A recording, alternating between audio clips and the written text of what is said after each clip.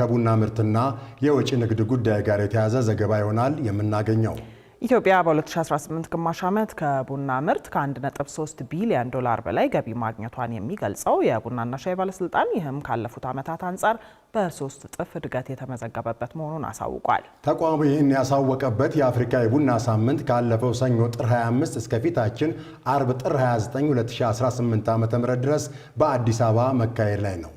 ዳግማዊት ደረጃ መድረኩ ላይ ተገኝታ ዝርዝር ዘገባ አሰናድታለች። ወደዛው እንለፍ። ኢትዮጵያ የቡና መገኛ ከመሆኗ ባሻገር ባለልዩ ጣዕም ቡና አምራች ሀገርም ጭምር ናት። ቡና ለኢትዮጵያውያን የማህበራዊ መስተጋበር ማጠናከሪያ ግዙፍ እሴት ሆኖ ለዘመናት መቆየቱ ይታወቃል። ኢትዮጵያ ከፍተኛ የቡና አምራች ሀገር ብትሆንም ታዲያ ከቡና ምርት ማግኘት የሚገባትን ያህል ኢኮኖሚያዊ ጥቅም ሳታገኝ መቆየቷ በተለያዩ አጋጣሚዎች ይነገራል። ከቅርብ ዓመታት ወዲህ ግን በግብርናው ዘርፍ ላይ በተደረጉ ማሻሻያዎች የቡና ምርታማነትና ገቢ እየጨመረ መሆኑን የኢትዮጵያ ቡናና ሻይ ባለስልጣን ይገልጻል። ለዚህ ምርታማነትና ገቢ መጨመር ደግሞ የአረንጓዴ አሻራ መርሃ ግብሮች ወሳኝ ሚና መጫወታቸውን ነው ከተቋሙ የሰማ ነው። የአረንጓዴ አሻራ ለቡናችን በጣም ትልቅ ትሩፋት ሆነዋል። ይሄ ማለት እስካሁን ድረስ ተተክሎ የማይታወቀው ኦልሞስት ከ9 ቢሊዮን ችግኝ በላይ ነው ተተከለው። ምክንያቱም የኛ ሀገር ቡና ሼድ ላቨርስ ነው። እንጨት በሚተከልበት ጊዜ ቡና አብሮ ይተከላል። ያለፈው 3 ዓመት በፊት ወደ 600,000 500,000 ቶን ቡና የምናመርተው በዚህ ዓመት በምርት ትመና አሁን 1.58 ሚሊዮን ቶን ቡና ነው እየተመረተ ያለውና ምርትና ምርታማነቱን በጣም እያደገ ነው። በዚህም አምና በ2017 በጀት ዓመት ከቡና ወጪ ንግድ 2.6 ቢሊዮን ዶላር ማግኘት ተችሎ የነበረ ሲሆን ዘንድሮ ደግሞ 3 ቢሊዮን ዶላር ገቢ ለማግኘት ታቅዶ እየተሰራ ነው ብለዋል ምክትል ዋና ዳይሬክተሩ። 2017 2.65 ቢሊዮን ዶላር ነው ያገኘ ነው። በዚህ ዓመት ደግሞ 3 ቢሊዮን ነው እቅዳችን።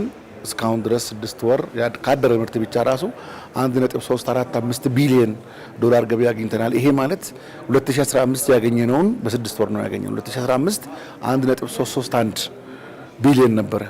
አሁን 2018 በ6 ወር የ2015 ያገኘነውን ነው እና ከቨር ያደረግነው። ኢትዮጵያ ካለፈው ሰኞ ጥር 25 እስከ ፊታችን አርብ ጥር 29 2018 ዓ.ም ድረስ የአፍሪካ የቡና ሳምንት ከፍተኛ የፖሊሲ ፎረም፣ 7ኛው የኤሲአርኤን ሳይንሳዊ የቡና ኮንፈረንስ እንዲሁም የአፍሪካ ፋይን ኮፊ ኮንፈረንሶችንና ኤግዚቢሽን እያካሄደች ትገኛለች። እንደዚህ አይነቶቹ መሰናዶዎች እዚህ መዘጋጀታቸውም በብዙ መልኩ ጠቃሚ ነው ተብሏል።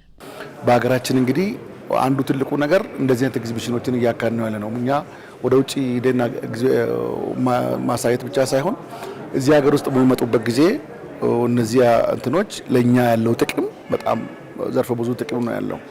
2015 ስናካሄድ 200 ሚሊዮን ዶላር ነበረ ኮንትራት የተፈራረም ነው የኛ ላኪዎች እዚህ ያሉት ከውጪ የሚመጡት። ምክንያቱም ኤግዚቢሽኑ ላይ አሁን ለምሳሌ አፍካን እዚህ ስናካሄድ ከአውሮፓ ሀገር ይመጣሉ፣ ከቻይና ሀገር ይመጣሉ፣ ከተለያዩ ሀገሮች ይመጣሉ። እነዚህ ከተለያዩ ሀገር የሚመጡት ደግሞ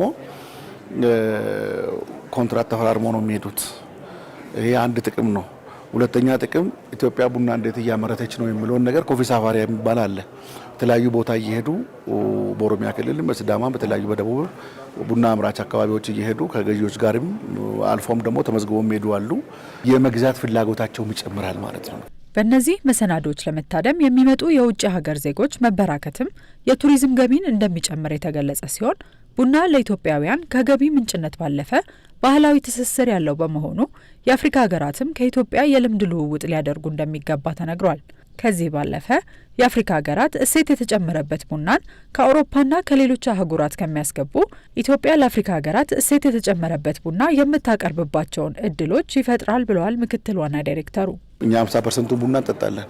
50% ቡና መጠጣታችን ለኛ በጣም ጠቃሚ ነው። ለምን የዓለም ገበያ ከወደቀ አገር ውስጥ ማርኬት ስላለን ወደ አገር ውስጥ እንሸጣለን። አርሶ አደሩ ቡና ያመርታል ማለት ነው። ሌላ ሀገር ብትሄዱ ዓለም የማትቀበል ከሆነ ቡናውን ይደፉታል እንጂ አውቆ መጠጡትም። እኛ ግን ቡናውን መጠጥተን እዚሁ ሀገር ውስጥም ገበያ ተደርጎ አርሶ አደር ለ1 ለ2 ዓመት ለ3 ዓመት ሬዚስት ማድረግ የሚቻልበት ሁኔታ የሚፈጠር ስላለ በዚህ በኩል የተደጋገፈ ነው። አንድ ይሄ ትልቅ ነገር ነው። ሁለተኛ አፍሪካ ለአፍሪካ ግብይት አፍሪካ ፍሪ ትሬድ ያው ተፈራርበን ነበር እንደምታወቀው። እኛ ቡና ለአፍሪካ ማቅረብ አለብን። በተለይ ደግሞ እሴት ተጨምሮ እኛ እሴት ተጨምሮ ሌሎች አውሮፓ ሀገሮች አይፈልጉትም። ምክንያቱም እነሱ ራሳቸው ሮስት አድርጎ ስለሚሸጡት ብሌንድ አድርጎ ስለሚሸጡት ከኛ ብቻም ሳይሆን ከብራዚልም ከቪየትናምም ከኮሎምቢያም ይህንን ነገር አይቀበሉም። እኛ ግን እነሱ ከአውሮፓ ከሚያስገቡ እኛ እዚህ ሮስት አድርገን ወደ አፍሪካ ሀገር እንዲሸጥ ለማድረግ ስትራቴጂ ይዘን ይሄን ስለሆነ አንዱ ለዚህም ለግብይትም ይጠቅመናል ማለት ነው። በዓለም አቀፍ የቡና ገበያ እሴት የተጨመረበት ቡና ፍላጎት አናሳ መሆኑ የተገለጸ ሲሆን ነገር ግን ቀጥታ የሚቀበል አጋር በመፈለግ የመላክ አሰራር እየተፈጠረ መሆኑ ተገልጿል። እንዲሁም ስፔሻሊቲ ቡና ላይ በማተኮር ከቡና የሚገኘውን ገቢ ለማሳደግ እየተሰራ መሆኑንም ሰምተናል።